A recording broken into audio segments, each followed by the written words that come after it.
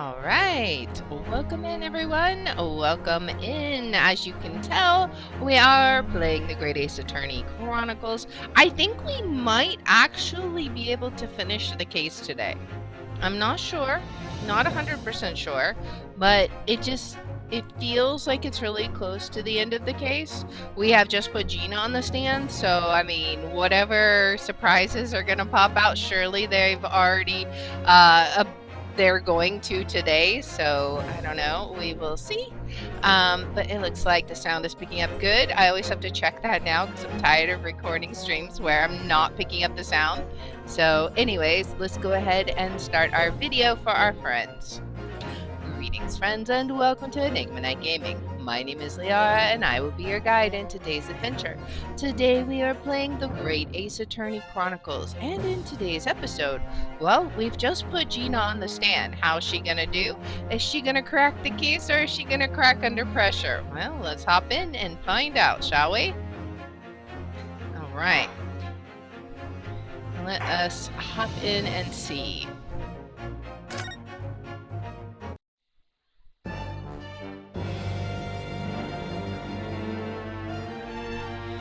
Alright, so she has nothing to say. The articles that Mr. McGilded had deposited in Windibank's pawnbrokery are intimately related with the omnibus case, the trial of which was heard in this courtroom 2 months ago. Yes, and I remember this young lady being brought before me in that trial as well. That's right, my lord. Our testimony helped to establish the innocence of the defendant, Mr. McGilded. She's afraid we're about to betray her. The omnibus case was intriguing, to say the least. And now here we all are again, the same players in that trial, facing each other once more. A twist of fate, perhaps, my Nipponese friend.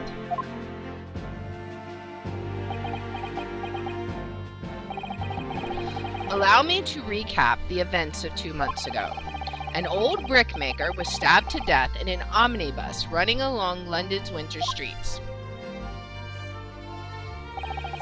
Apart from the victim, there was only one other person in the carriage, Mr. McGilded. Naturally, he was the prime suspect for the murder. But as the trial progressed, another possibility emerged, that the murder in fact took place above the defendant's head on the roof deck, with the body then being dropped through the skylight into the carriage below. It was Miss Lestrade whose testimony brought that possibility to light. At the time of the incident, Miss Lestrade was concealed under a seat in the carriage, hoping to pick the pockets of unsuspecting passengers.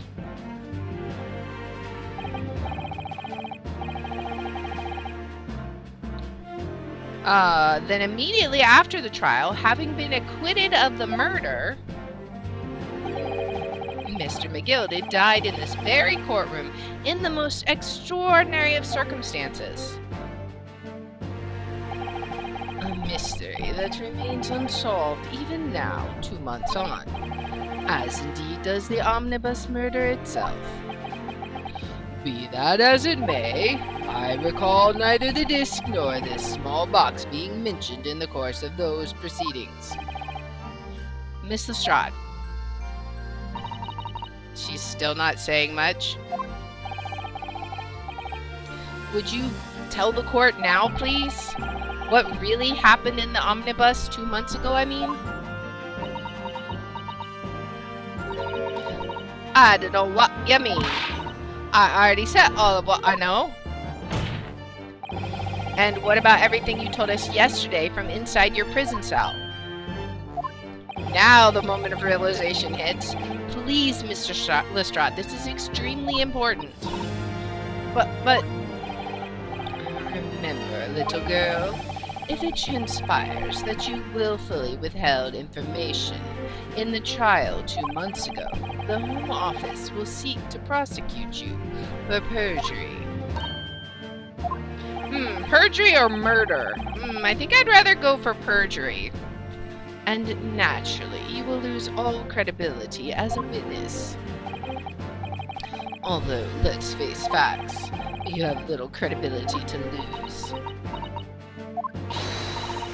Ginny, don't listen to him. Please, you have to trust Runo now. Iris? We're on your side. The moment of truth.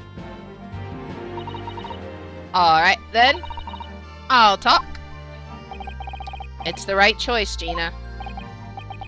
Well, it would seem that my learned friend is hell-bent on bringing the entire courtroom down about its ears. So be it. I must confess that I'm struggling to understand what on earth is happening here. However, it would appear that Mr. McGilda's pawned articles and that extraordinary case of the omnibus harbor secrets of which we have been hitherto unaware. Indeed, it has. So, Miss Lestrade, you will now give your testimony before the court about the events of 2 months ago. You will reveal the truth, a commodity sorely lacking in your original statements. This is it then. Everything's going to come out. Like Van Zeke said, this could bring the whole courtroom down about my ears. But as a lawyer, I'm prepared to take that risk. We gotta do it for Gina. Alright, the real truth of the omnibus case. Here we go. Truth is that Brickmaker Cove was in the cabin of the omnibus the whole time. When the Irishman dragged me out from under the seat, I saw that disc on the floor. All of a sudden, I heard a scream from over me head, and that pair on the roof deck went off to call the slops. That's when McGill slipped the driver some tin to do a run to the pawn shop roundabout. He threatened me not to snitch, not to say nothing to no one about what I'd seen or heard. Good grief, this is outrageous! What you've just told the court bears almost no resemblance to your testimony 2 months ago. As you say, my lord. Then there's every chance I may have adjudicated an error in McGilda's trial. It sounds very much to me as if the man deliberately deceived this court in an effort to cover up the most wicked of schemes. Without a doubt, your lordship is correct. A great injustice was done in this courtroom 2 months ago.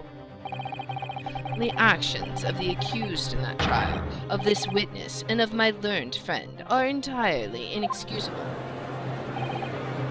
I don't believe it.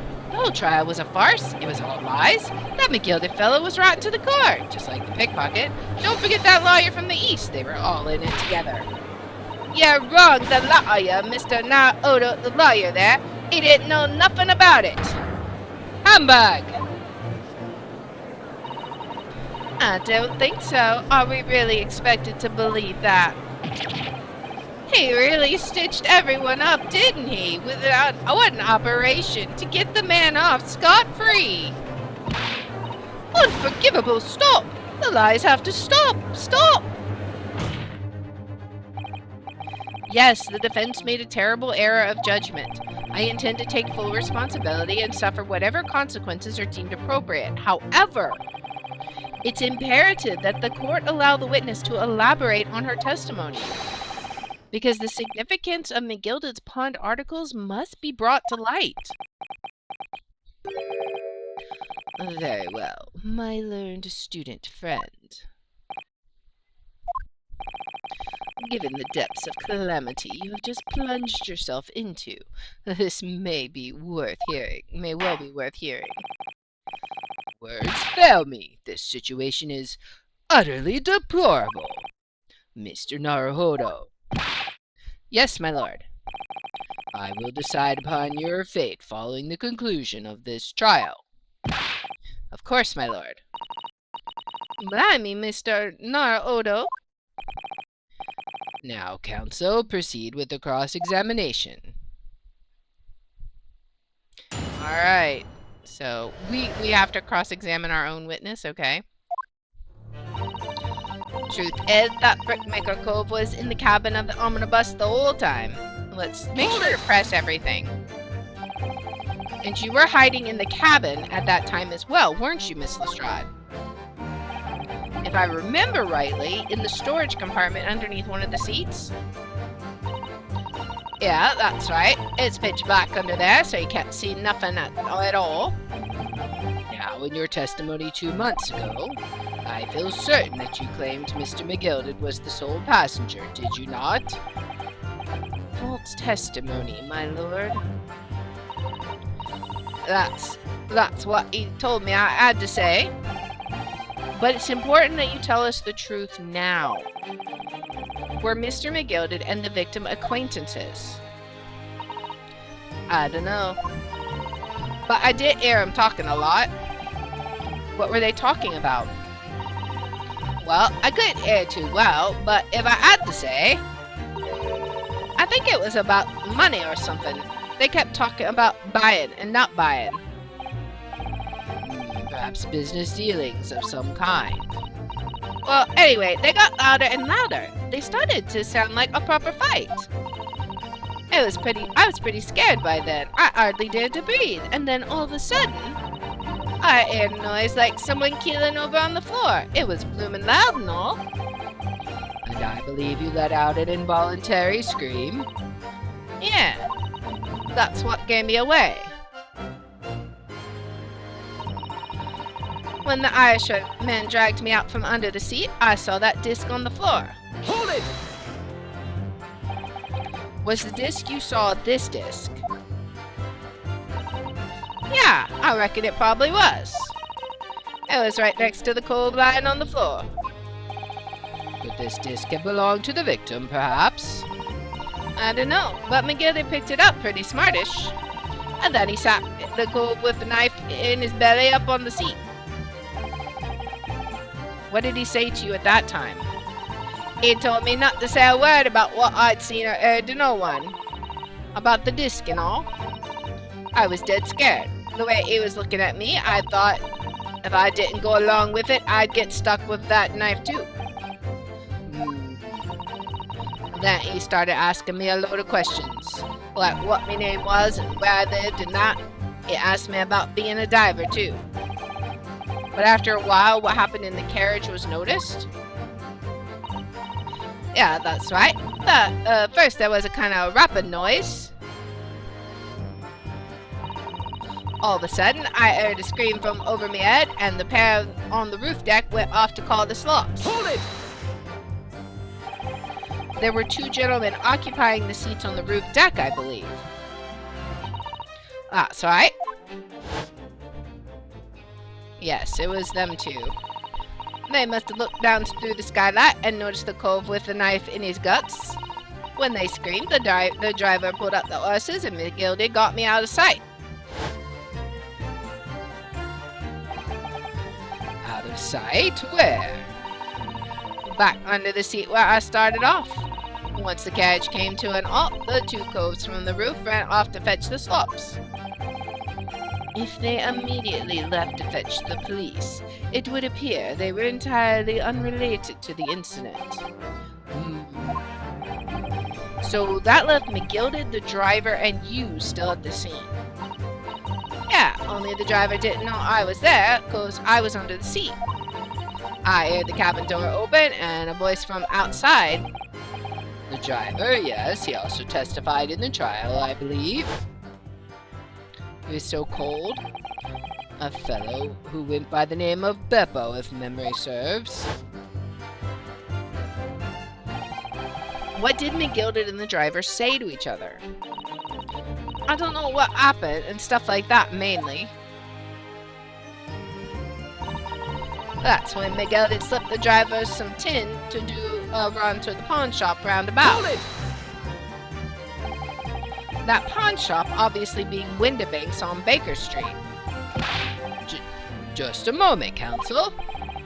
Do you mean to tell me that the driver gave false testimony at the trial as well? Perhaps the excursion to the pawnbrokery slipped his mind when he was in the stand. Indeed, Lord Van Zeeks. McGilded took off his coat and gave it to the driver. He folded it up all careful-like before handing it over. When I saw him do that, I remember thinking, that coat and what's in it has got to be worth a few bob. Yes, Gina was sure the disc must be worth more than Mr. Windibanks was suggesting, wasn't she? I remember her quibbling with him over the price that afternoon at the pawnbrokery. The driver looked pretty happy when McGilded flashed some brass in his face. He went running off at a lick. Then the bog trotter called to me and told me to come out from the drag's cabin. He threatened me not to snitch, not to say nothing to no one about what I seen or heard. Threatened you how exactly? Told me I'd only be able to scarp her if I did exactly what he'd said. Which included giving false testimony in court 2 months ago. Yeah, that's it. And there was one other thing he said. Which was... He told me I have to hang on to this ticket from the pawn shop and make sure not to lose it. The ticket? Well, I never. Said that if he didn't show up to get the ticket off me before 2 months passed, I had to go to the pawn shop and pay the money to keep it in lug, to stop it being forfeited. He left me with some brass to pay for it. But really? Why on earth would Mr. McGilded have done such a thing? Depositing his overcoat with a pawnbroker before the arrival of the police? It makes no sense at all. There would seem to be only one logical explanation, my lord. What McGilded had the driver deposit at Windibanks was something he didn't want the police to see. Something very important that he needed to hide at all costs. Anyway, after that, he let me go, so I legged it before the coppers showed up. Well done, Gina. It can't have been easy to tell the truth like that. Ginny's really put her faith in you, Bruno. Yes, and to thank her, she'll have to face a charge of perjury once this trial is over. So I need to use the time we have now to get as much information out of her as possible.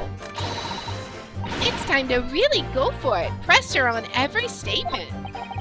I suppose I should. Oh, and another thing. What's that? Take a look at those two. Isn't it strange that they've been whispering to each other the entire time? Yes, that is strange. It looks like they're having a secret discussion about something. I'm not sure I'm completely comfortable with that. I wonder if there's anything I can do about it. Alright, let's see. Truth is, the Brickmaker Cove was in the cabin of the omnibus the whole time. Alright, can we... Let's see. I'm gonna press... We've already pressed once, but I want to see if we can slide over to them and ask them what's going on, right? Alright. So, let's, whoops, go back. Let's look around. Excuse me. Excuse me. What's going on there? Is there something you'd like to share with the court, Inspector Gregson and Mr. Graydon? Hello? Inspector! Mr. Graydon! What? Blimey, you're trying to give me a heart attack. You've been whispering to each other for quite some time now. Tell us, what is the discussion about? Discussion? With this fella? Pull the other one, sunshine. You think I've got anything to talk about with a shady jet like this? I mean, you obviously did. And I have nothing to say to this uncouth detective after he deprived me of that disc that was rightfully mine. But you did. But they've clearly been talking the entire time I've been cross-examining Gina. It's as if they've been negotiating.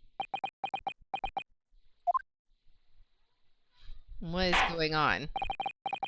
Thank you, Miss Lestrade. Thank you, counsel. I've heard enough. I believe we now have a reasonable understanding of what actually transpired on the omnibus. It would appear on that night 2 months ago, a negotiation was taking place on the omnibus. A negotiation concerning this disc. However, matters did not run smoothly. When the parties involved began to quarrel over price, McGilded took what he wanted by force. at the expense of the other man's life. Which proves my point. The disc is clearly extremely valuable in some way, although I don't understand why as yet. And 2 days ago, precisely 2 months after the omnibus incident, McGilded's coat and its contents were due to be forfeited. Well, I didn't know what I should do with the ticket. I mean, the cove died right after his trial, I knew that. So you decided you would try to claim the articles as your own? Well, why not, eh? They were only gonna be forfeited. Why should I have got them? Anyway, you can't blame me for thinking about it. Thinking ain't no crime. Miss Lestrade, it would appear Mr. McGilded was prepared to kill in order to take possession of this disc. Do you know why that would be? I ain't got a clue. But I reckon it must be worth a fair bit of brass. It was probably gonna sell it. And you can't blame me for thinking that. Thinking ain't no crime. Why do I feel like he needs some serious Tylenol? He's got like a major migraine going on from all this shenanigans. My lord! The evidence your lordship requested has been located and is ready for the court's inspection, sir. Boy, we have the little box now. I bet it's a music box that will play the disc. That's my guess. But we'll see. The mysterious little box deposited by McGilded 2 months ago. There's no doubt in my mind is a key piece in this far-reaching puzzle. What are we gonna find? To be continued. Let's go ahead and check it out. Alright. Yeah, we'll go ahead and save it.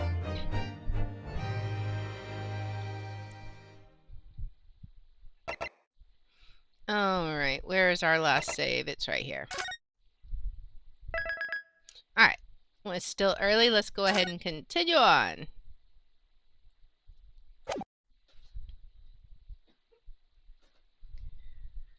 The music box.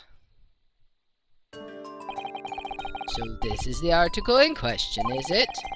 The small box deposited with the pawnbroker by Mr. McGilded 2 months ago. And on the night of Mr. Windibank's murder. The only item on the shelves that was touched by whoever broke into the shop. Quick, quick, let's open it and see what's inside. Yep, I knew it. It's a music box. Good gracious, this is no ordinary box, it seems. Wow, although in truth, I had an inkling that might be the case. It would appear that the box has a miniature music box movement. He's not happy. Then is it too much to expect? I think it would be reasonable to assume that it is a device for the playback of this disc, my lord. Are we finally gonna hear what's on the box, on the disc? So here we have the means to play back Mr. McGilded's disc, deposited at Windibank's at much the same time. Not strictly correct, my lord. It was not McGilded's disc. It was the disc of his victim in the omnibus. But why, for heaven's sake? Are we to understand that the brickmaker was trying to sell this music box disc to Mr. McGilded? Is it related to the newspaper article that we saw that was talking about state secrets being sold? Was he secretly trying to sell McGilded state secrets? I don't know. I believe the answer will become clear if we listen to the music on the disc, my lord. Yes, very well. Let the court now listen to this curious disc ad lib. Wait, my lord? Good grief, what is the meaning of this, Inspector? The music box on the disc, and the disc, well, unrelated to the case. No need to spoil the somber atmosphere in the courtroom with some silly bit of music. Objection! If they're unrelated, what's the harm, dude? The disc may very well have motivated the culprit in this case to commit murder. clearly there's every chance that it's fundamentally important to understanding what happened. The prosecution has no objection. But no, that piece of evidence is police property and clearly Scotland Yard has some vested interest here. But it is policy of this prosecutor to leave no avenues unexplored. And you, Inspector, have no jurisdiction here to prevent that from happening. Ah! No further delays, please. Play the disc. Oh boy, what are we gonna hear?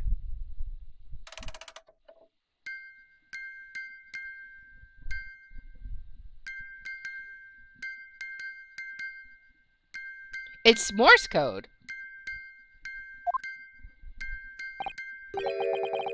What on earth? That's certainly not what I would call music. No. It's just the same note playing over and over again in an irregular sequence.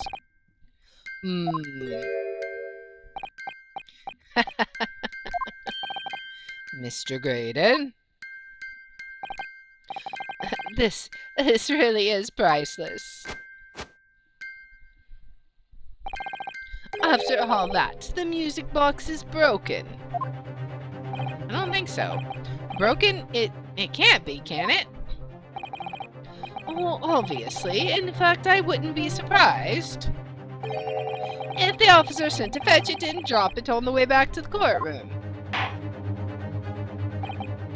Well, with much regret, I feel the court must accept that this music box offers little in the way of clues. Are you ready to move on, counsel? Come on. Yes, alright. It does sound as though it's completely broken, but is it? Of course it's not. Could this music emanating from the music box possibly be a new clue? It could be a clue. It's a code. If not Morse code, then it's definitely a clue. I believe that it could be relevant, my lord. Good lord, but how can it be? It's an abomination, counsel, mere noise. I fail to see how it could have any meaning whatsoever. It does sound strange, I agree, but there's one thing bothering me. While Graydon stands there chortling victoriously, the inspector beside him has a rather telling expression on his face. It's as if Gregson recognizes the sound, as if he's familiar with it somehow.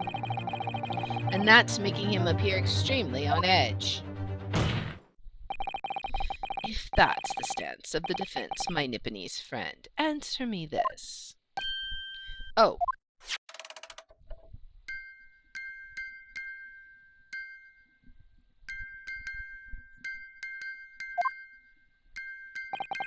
Just what relevance do you propose this woeful chiming has on this case? Alright, what option are we gonna have? It's the defense's belief that the sound emanating from this music box is not supposed to be music. Just because this is a music box, it doesn't necessarily mean the sounds we're hearing are music.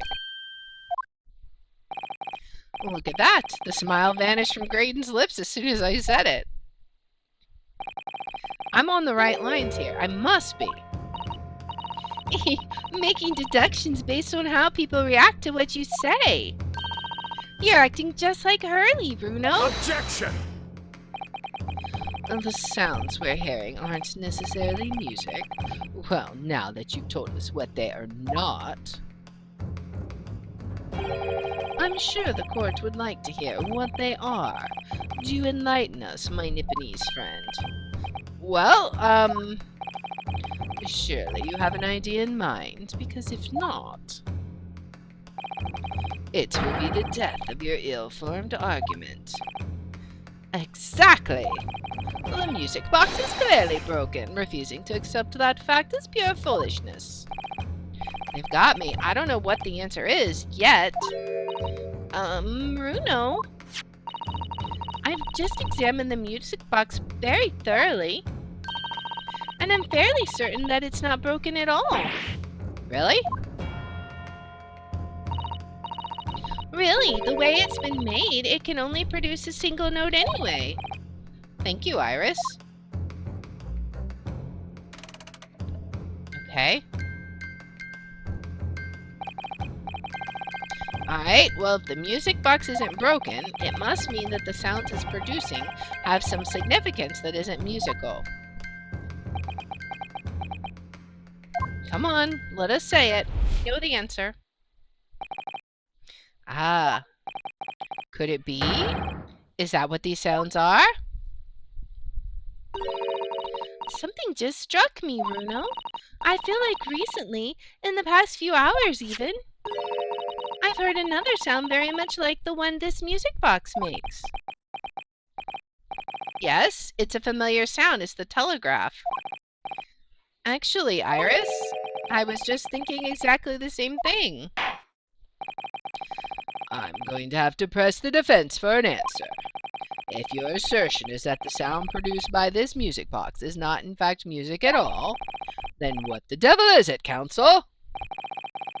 All the evidence we've seen so far, all the testimony we've heard, it's all pointing to one single answer now.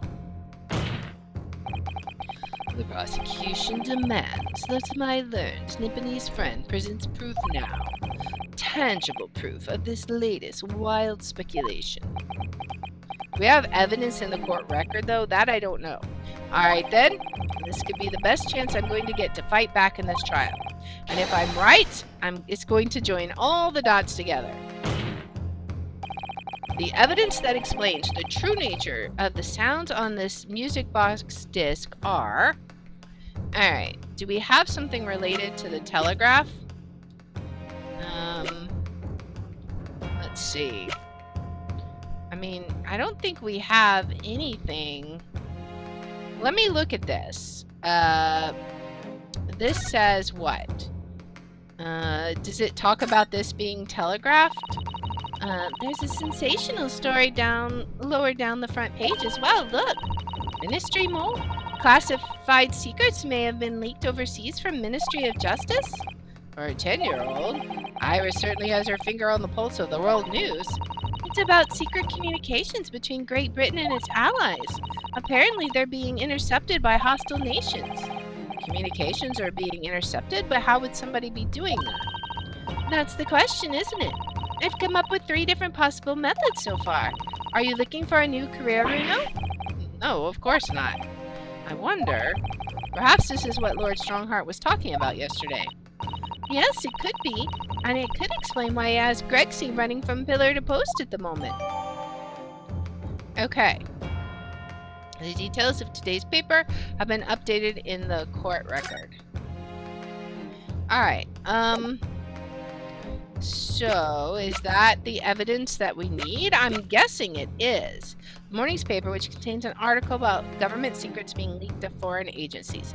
Let's try presenting it. Take that! Today's paper, counsel. The headline is Pawnbroker Perishes in Pigpurse Plunder. Hardly supportive of your cause. No, my lord. I was hoping you'd look a little further down the page. Further down? Ministry Mole. Classified secrets may have been leaked overseas from Ministry of Justice. Yes, this is a very serious matter being investigated at the highest level, I understand.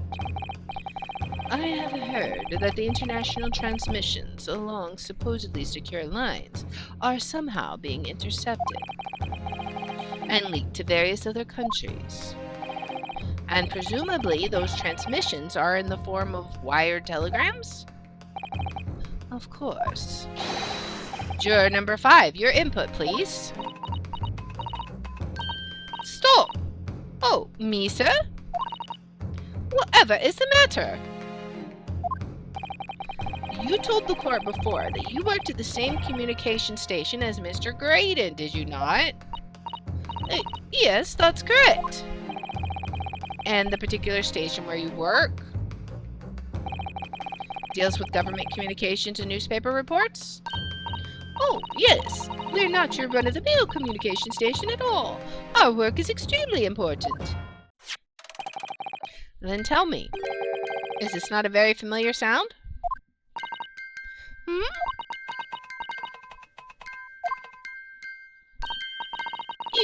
You don't mean to say?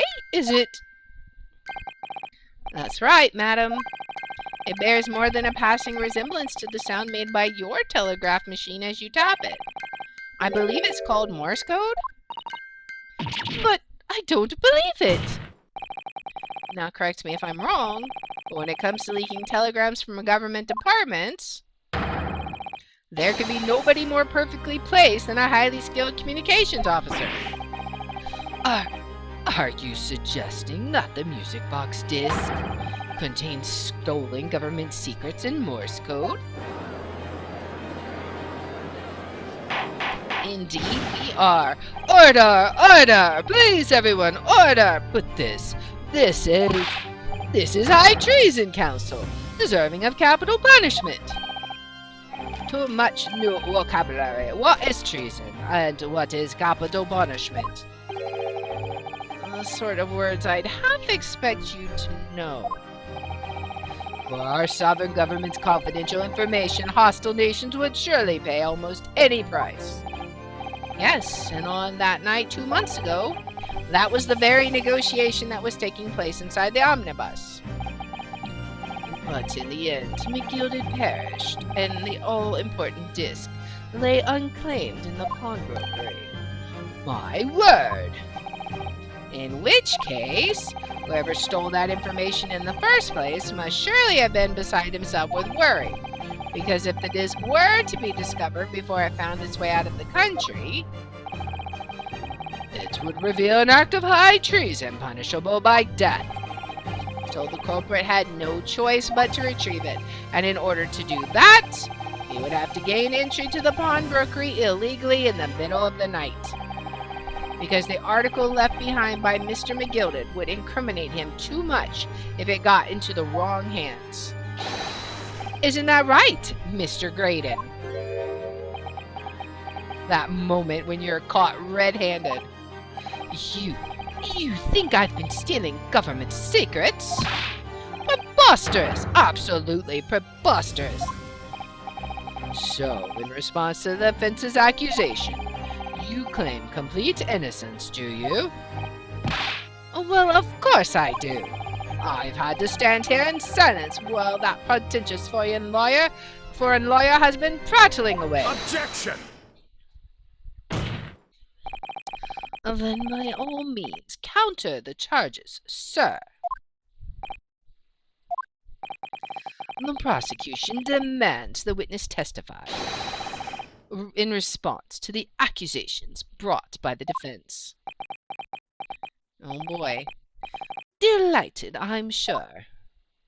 What lies you gonna conjure up now, sir? The witness is reminded that the crime under scrutiny in the trial is the murder of the pawnbroker, Mr. Winterberry. That being a most... I have no idea how to pronounce that word. Flagitious offense, for which the law of this land sanctions a capital punishment. But the heinous act of high treason is no less a serious crime. I urge you to bear that in mind as you testify, Mr. Graydon. So then, let us proceed. You may. What? You gotta let us have a rabbit and pork here, Governor. We got things to say. I beg your pardon. Who do you think you are? Name's Nash Skulkit. Occupation is professional baddie. Name's Ringo Skulkit, but we ain't baddies enough to sell out our motherland. That's right. We're what they call the Three Skulkin' Brothers.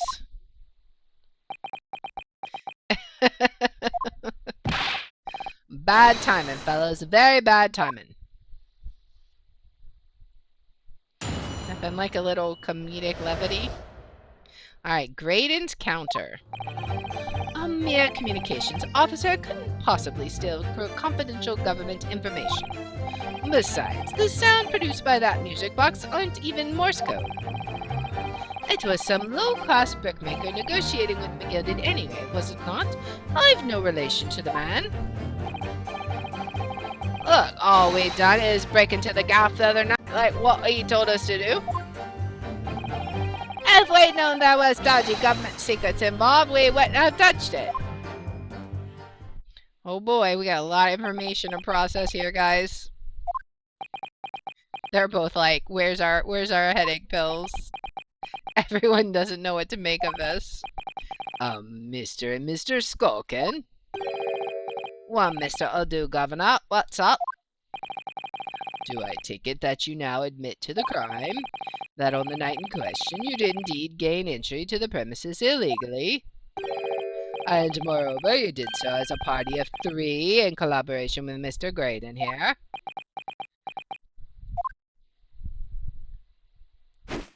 What?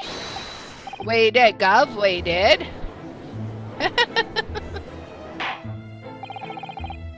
Quieten down, please. What do you say to that, Mr. Graydon?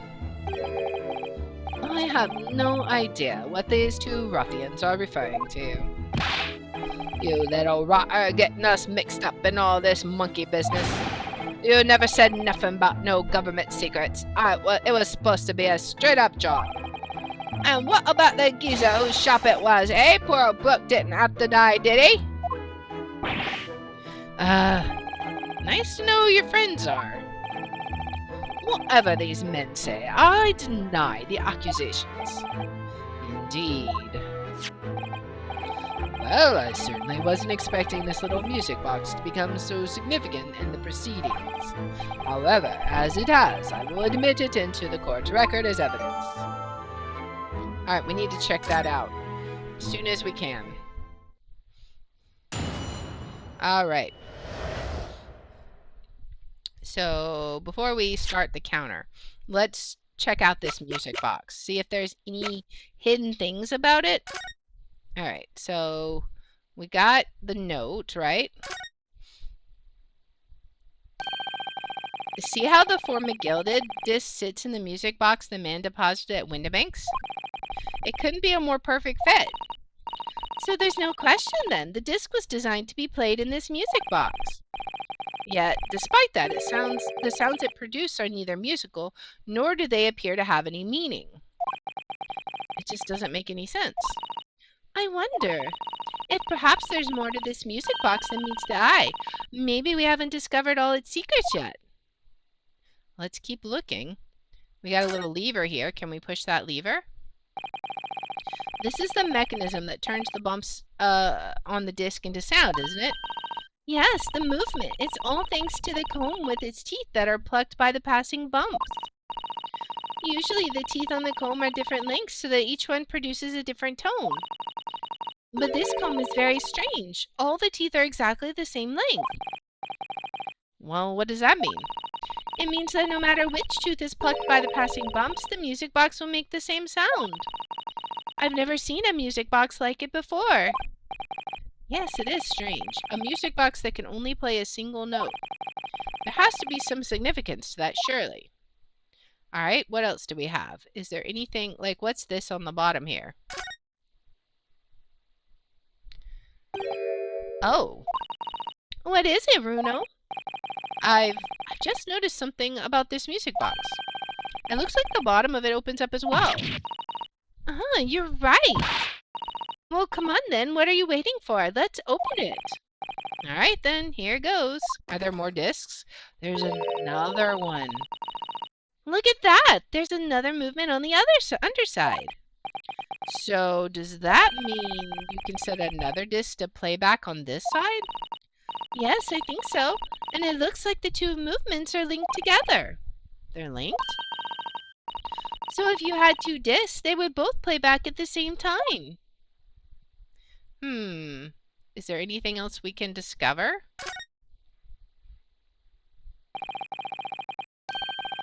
Who'd have thought there would be a second movement on the underside of the box? And this movement is like the other one. The comb's teeth are all the same length. So this movement also only produces a single tone, like the other one. Yes, it must do. Except that the length of the teeth on the 2 combs isn't exactly the same. So the single tone produced by this movement will be different to the single tone we've already heard. What? Basically, Each movement can only produce a single note, but the notes they produce are different. A music box that can only play 2 tones. Oh, that's going to be short and that's definitely going to be Morse code. I wonder if we end up using that to prove that it can play Morse code. So let's go ahead and press him. A mere communications officer couldn't possibly steal confidential government information. Hold it! Really? So is this newspaper headline accurate? Government communications are being intercepted? How could I possibly know? What do you mean by that? Any important government communications are handled by high-level officers, by specialists. General members of staff in the station where I work would never be entrusted with sensitive information.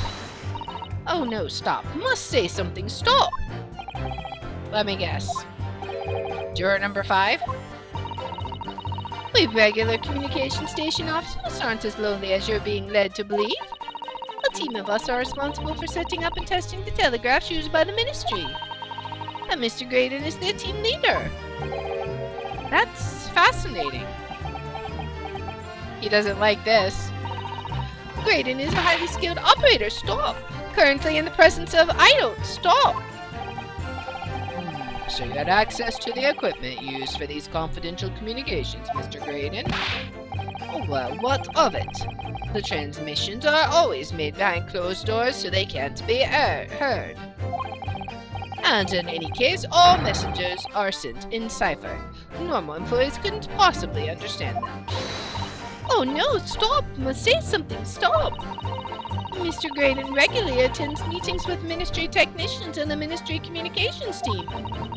He assists them in ensuring there are no errors in the important international communications. And he's received the top prize at the cipher cracking convention 5 years in a row now. That's fascinating. When you get screwed by your coworker. Graydon is highly skilled operator. Stop. Currently in presence of idols. Stop. Or she got stars in her eyes. Well, your idol would appreciate it if you'd keep your mouth shut. She should really pick her idols more carefully. I tell you, this lawyer's accusations are completely unfounded. Are they now, though? Besides, the sounds produced by that music box aren't even Morse code. Hold it! It's because there's only one sound, right? They're not? To anyone with a brain, it would be blatantly apparent on listening to that music box for even a few seconds. Of course, of course! Surely it can't be that my learned friend is unfamiliar with Morse code. Ouch, he looks genuinely shocked at my ignorance. Ha ha ha. I would be more than happy to demonstrate the basics for you, sir. A lesson here in court? Morse code is a continuous series of 2 distinct tones. Tones, you say? Yes, a short dot and a long dash. By combining those in different ways, you construct letters. I see. For example, this is A. This is B. But when you listen to the sound produced by this music box, you hear only one tone, don't you? But it sounds so similar. The rhythm of it is the same in everything. But there's no discernible meaning to this apparently random sequence of sounds. So your assertion is fundamentally flawed. This is not Morse code. No. Really, you shouldn't be so surprised. I wonder if the music box can actually open up and play the disc in between it somehow so that one disc can be played by both at the same time. I'm not sure. What did I tell you? The music box is nothing but a worthless piece of scrap. Perhaps you might consider studying your subject matter before casting aspersions in the future. Ugh, stop. I had nothing to say, but stop. Oh, it's so frustrating, isn't it? Iris? I mean, if the government secrets were somehow being leaked using the music box, so many other things would slot into place so nicely. Could there still be something I haven't considered? Would it really be impossible to use this music box to somehow play back Morse code? Give it a try.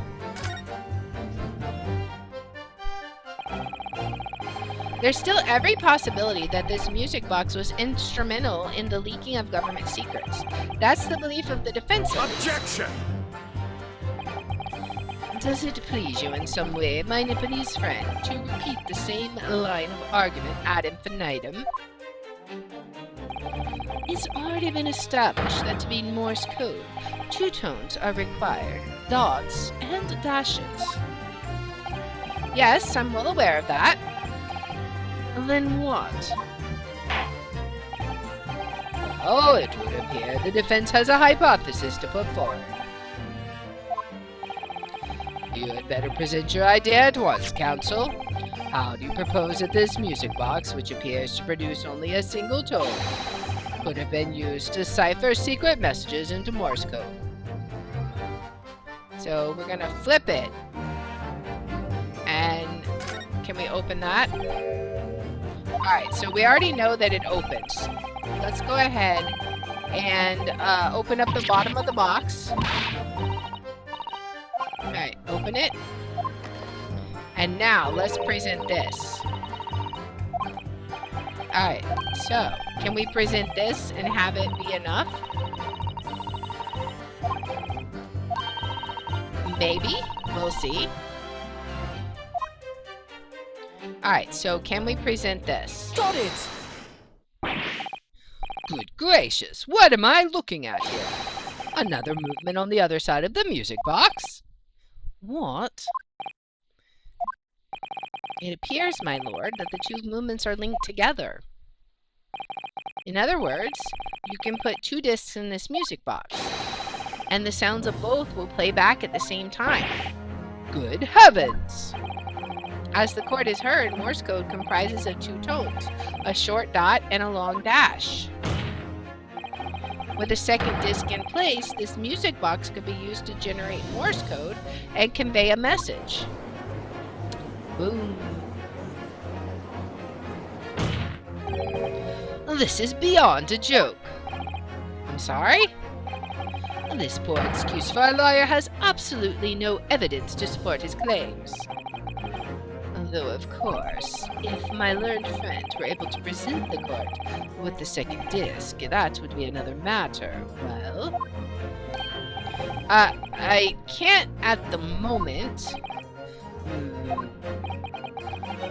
And may I remind the court that, as the witness has pointed out, he was not the one in the omnibus with McGilded 2 months ago, striking a deal over the disc or discs.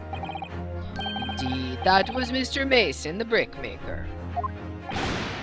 Exactly. I had nothing to do whatsoever with it. Although it has holes, I must admit the argument presented by the defense has much promise. I believe the cross-examination should continue. The link between Graydon and the victim of the omnibus case must be there somewhere. Is it in our blood sample? Let me see. Wait, not that. That's the wrong thing. The blood sample kit. Whose blood was on the disc? Yeah, his... Oh, but okay, yeah, his blood was on the disc because of, okay. The link between Graydon and the victim of the omnibus case must be there somewhere. But I haven't found it yet. Oh dear, it looks like you need to give your argument more strength, Bruno. You will reiterate your testimony, if you please, Mr. Graydon. If I must, though I maintain exactly what I did at the start of this pointless cross-examination. Alright, so, are we starting all the way over? Oh, no, it was some low-class brickmaker negotiating with McGilded anyway, was it not? I've no relation to the man. Let's press him and find out. So 2 months ago, in that omnibus, McGilded killed the brickmaker and stole the disc. Mr. Mason was a single man with almost nothing to his name. It seems he lived in an artisan quarter some years ago, but people there remember little about him. That doesn't make much sense though, does it? How would a humble brickmaker come to acquire secret government information? How indeed. There must have been somebody else involved behind the scenes in all this. Somebody who acquired the disc and gave it to Mr. Mason in order to take it to the meeting with Miss McGilded and negotiated a deal. Dear me. You may have a dent for me, sir, but I assure you I have far more class than that. An old brickmaker from an artisan quarter and this well-to-do communications officer. If only I could find some evidence to link the two of them together. If you have nothing more to add on that note, let us return to the witness testimony. Look, all we did is break into the gaff the other night like what he told us to do. Hold it! Like Mr. Graydon told you to do, you mean? That's it, yeah. Well, see? Silly me thought he was just popping over for a natter after all them years, but the writer had a dodgy job for us. Ooh, maybe he's gonna give us the connection. Eh, Ash? He had a past in the artisan quarter, right? Let me stop you there, Mr. Skulkin. After all them years, you say? Do you mean to tell me that Mr. Graydon is an acquaintance of yours? We're the sociable kind of baddies, you know? Sure. Let's say Graydon's in old China. What do you have to say? Excuse me. Is something wrong, Mr. Skulkin? Eh? No, the other Mr. Skulkin? What? Oh, me? When your brother was testifying just now, he said something that seemed to cause you to react. Oh, I was just remembering the old days, that's all. We used to have a right old laugh together way back when. Together with Mr. Graydon, you mean? Yeah, with Ash, I mean. You look at him now in his fancy whistle and flute. I wouldn't Adam and Eve it. But when he was younger, he was from the poor part of town, just like us. Is that so? But he was always a leery one. He had the brains, he had the savvy.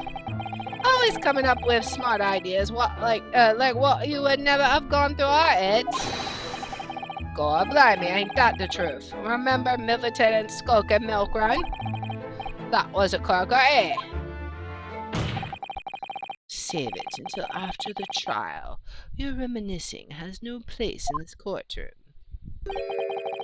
And neither does your fruit. Aye, the geezer asked us a question, didn't he? Ain't we was answered. Yeah, we ain't done nothing wrong. Nevertheless, the court is not prepared to accompany you on your trip down memory lane. Counsel, can we turn our attention back to the testimony, please? I don't know. Could that sentimental story be relevant somehow? Absolutely. Absolutely. My lord. Yes, counsel? The brother's last sentimental statement could hold vital information related to this case. I think that'll give us the link to the brickmaker. Very well, counsel. I will permit the brothers to supplement their testimony with that detail. Briefly, I'll hasten to add. Say no more, 'cause skulkin's never skulkin'. They're so funny. Milverton as Skulkin's milk one. God, them were the days. Hold it! I'm sure I'm going to regret asking, but what exactly was that? Some kind of business? Just a little scheme we had going back when we was youngsters. A bit of fun, really. Delivering fresh milk to the locals, that's what it was all about. That sounds alarmingly legitimate. There must be a catch. I suppose since we're here, I should ask them to elaborate. But on what? the business name. Why was that last name there, right? I think so. So this business was just a bit of fun, you say? And it was just yourselves and Mr. Graydon involved? Yeah, that's it. Milverton and Skulkin's Milk Run, was it? Yeah, that's it. And where did the Milverton part come from? Oh, right. I thought clever clogs like you'd have worked that one out. That is... Enough of this. How much longer are we expected to listen to this? Let me guess. You don't accept anything these two witnesses are saying? Of course he doesn't. Tell me, why is it that it was only at the mention of the name Milverton you decided to interject? But because well... It were the happiest of homes that one came from. Yeah, his old man was struggling for money so much his wife walked out on him. She took the name Graydon then, see? But Ash will always be Milverton to us. Milverton. So that used to be your surname, did it? Of course not. This is all bunkum. I've been a Graydon since I was born. Do you really think you can rely on the testimony of these two thieves, I don't know, they're being more honest than you. You're a communications officer attached to the civil service. As such, your personal details will have been thoroughly checked at the time of your appointment. It would be a very simple matter indeed to subpoena those records, Mr. Graydon. Well, it would appear that Mr. and Mr. Skulkin's testimony has been reliable, for once. You were born Ashley Milverton, then? Is that correct? Very well, yes. So Ashley Graydon was once Ashley Milverton. That information could change things, and could turn out to be extremely important. Ashley Graydon's personal profile has been updated in the court record. Okay, his last name was Milverton. Is that the connection? What was the last name of the brickmaker's name? All of a sudden, we seem to be up to our necks in a serious matter of national security. Although all this talk about interception of secret government messengers is still just conjecture at this stage. It would explain a number of things, though, wouldn't it? The negotiations Ginny overheard on an omnibus 2 months ago, and the break-in at Windibanks. But the trouble is, it wasn't Mr. Graydon in the omnibus with Mr. McGilden. No, that was Mr. Mason, the brickmaker who was so horribly murdered. Is his last name really Mason? If only there was some link between the two men somehow. I know, but Mr. Graydon's testimony seems to be as watertight as ever. I wonder if the key to us making headway in the cross-examination here could be those two brothers. Alright, let me look at the information we have. So, let's see. Is there a way? Let me see. What else do we have? I'm not sure. Is there something in here that could link him? I don't know. Do we have a profile? I don't know that we have some kind of information about him. Let's just go back to the Skulkin brothers, right? And see if we can... so we started to do this. So, did we finish pressing this one? I don't remember. Let's see. Like Mr. Graydon told you to do, you mean? Okay, so now they're going to admit that they were here, right? Ash, he's gonna deny that they know him. Enough, but why don't you baddies desist with the fiction? Obviously, I don't know these men from Adam. But that's false. Now, for the last time, stop trying to implicate me in your sordid thievery. Well, that's bloomin' nice, isn't it, you little turncoat?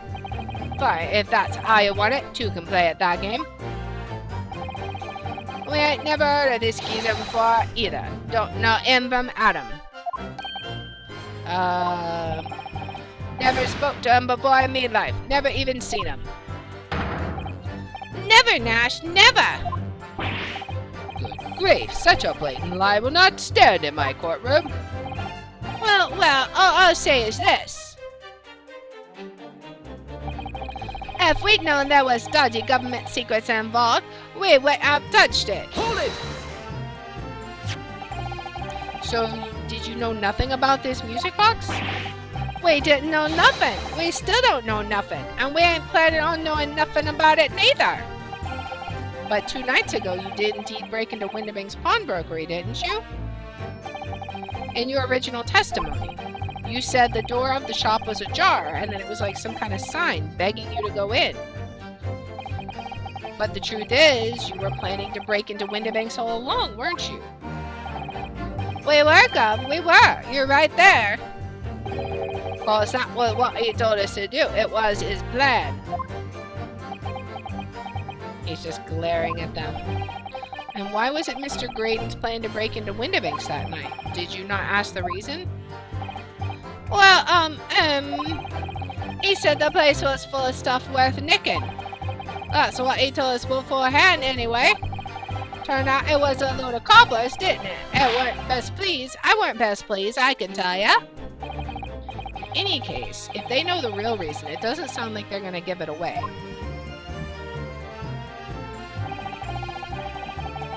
Alright, this is the last one. Milverton's Skulkin's Milk Run. Boy, them were the days. So we can press this again, but I don't think we're gonna get any luck here. So how did your little business work exactly? Well, every morning down our way, the milkman would come with his cart to deliver milk, see? If you stuck your empties outside your front door, he would leave you full of them again, right? So we swooped in on the action, got people to sign up with us. We promised to deliver milk for half the price of the other geezers doing it. People couldn't wait to sign on the dotted line. We were raking it in, we were. So, did you live on a dairy farm or something? Gordon Ben, are you off your rocker? We had nothing. We were too poor to have a farm. Right. Nah, we had going on with simple once you had the idea. We just switch them over, see?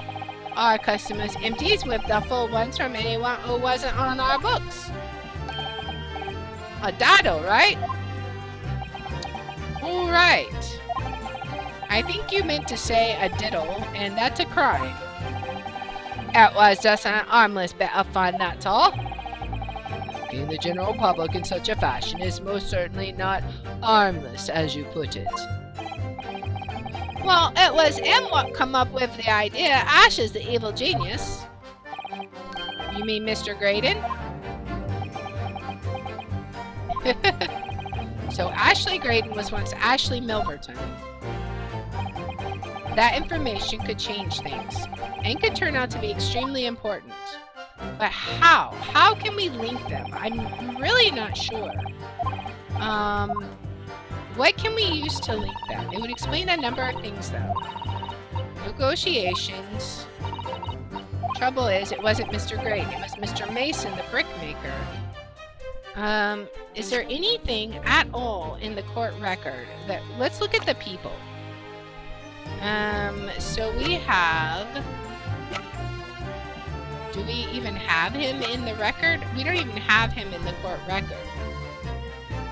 All we have is the telegraph operator at communication station, whose last name was once Milverton. Okay. I don't know that we actually have any information. Pawnbroker ticket, blood samples, Iris's story, McGilded case notes. Let me look at these again. Maybe there's something here. Oh! His last name name is Milverton. Okay, we got you, my friend. Okay, we got him. There is a link, they're related. Alright. I wonder if the key to us making headway with the cross-examination here. Yep, we got it. We gotcha. So, what can we press him on? It's not going to be this statement. Besides, the sound produced aren't even Morse code. It was some low-caste brickmaker negotiating with McGilded anyway, was it not? I've no relation to the man. Is that really true, though? Where's McGilded's case notes? Right here. I do believe that's not true, sir. Mr. Ashley Milverton. Tell me, why did you try to hide your former name from the court? Because I haven't gone by that name for years. It means nothing to me. No, I don't think that's the real explanation at all. The truth is, you had a reason to hide that name. We got you now. Explain yourself, please, counsel. I have here the notes from the omnibus case, my lord. And as we all know, the victim, the man we now understand to have been negotiating with McGilded, yes, Mr. Mason, the brickmaker. That's right, only Mason wasn't his surname at all. It was his given name. His full name was Mason Milverton. Milverton? Do you mean to say? Saints alive! Mr. Ashley Milverton. Is not the case that the brickmaker, Mr. Mason Milverton, was your father? I don't. As I believe I mentioned earlier, your family history will have been thoroughly checked when you join the civil service, and it really would take no time at all for the court to subpoena those records. The truth is, you have been illegally acquiring highly confidential government information and selling it to McGilded in collaboration with your father. Ugh. We got you. Surely we've got you now. The new facts and evidence unveiled by the cross-examination of this witness all come together to reveal the truth. The truth, you say? That you collaborated with your father, Mr. Mason Milverton, in illegal dealings with Magnus McGilded. By dint of the music box, you mean, counsel? Yes, stealing information being sent in secret government communications and selling it on to McGilded, Mr. Grading concocted this elaborate scheme of using 2 music box discs to encode the information as presumably a safety measure against the information falling into the wrong hands. And a very effective one. I shouldn't have given the scheme any credence whatsoever. But the deal with McGilded went sour, and the brickmaker met his end. Yes, but before he was arrested, McGilded managed to temporarily dispose of the stolen disc at the pawnbroker.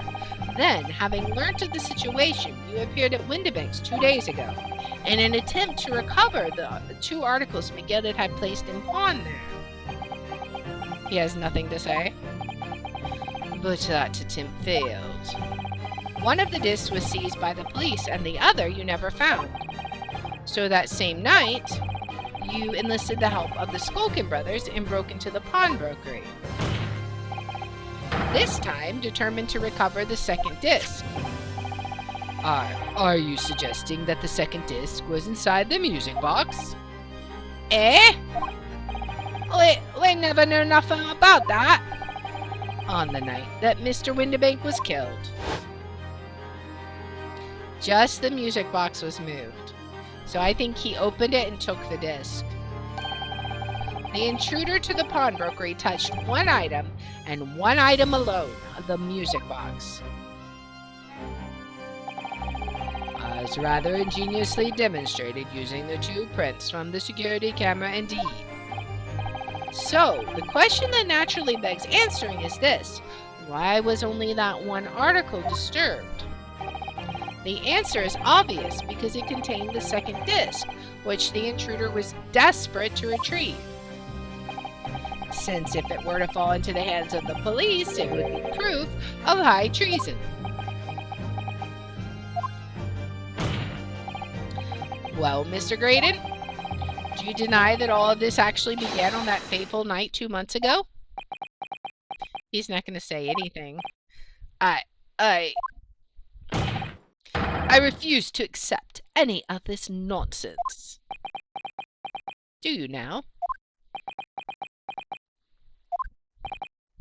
Sir, is he bleeding on his arm? There appears to be blood seeping through the sleeve of your jacket. Yeah, I thought I saw that. What? 2 nights ago. We know that 3 shots were fired at the scene of the crime on Windibank's pawnbrokery. 1 took the life of the pawnbroker himself. 1 struck the pouch around Mr. Sholmes's waist. And the final bullet struck the calendar wall of the shop, having first pierced the arm of one of the intruders. Mr. Graydon, that wound on your arm that you seem to be trying to hide, it's a bullet wound, isn't it? He's got you now, me old China. Time to call it quits and croak, I reckon. Tisk. Don't acknowledge my presence there under any circumstances whatsoever. Those were my terms, remember? And I paid you handsomely to comply.